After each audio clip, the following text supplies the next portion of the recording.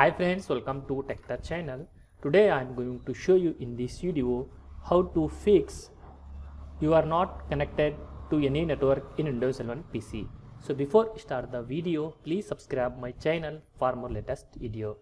Guys, if you also facing this error, then I will show you how to fix this problem. First of all, you have to go control panel, click on this,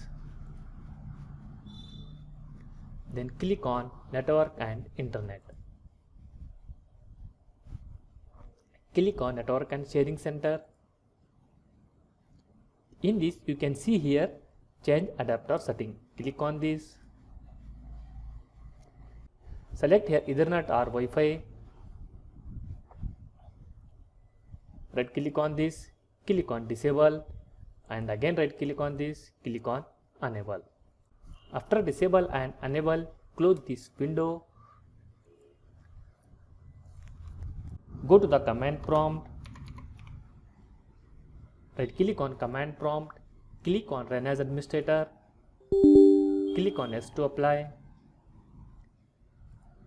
Then type here ipconfig space //DNS.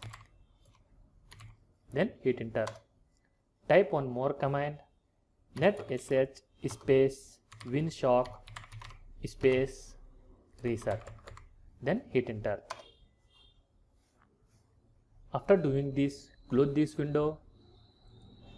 Once you restart your PC or laptop, fixed your problem. That's it guys. So in this way you fix this problem.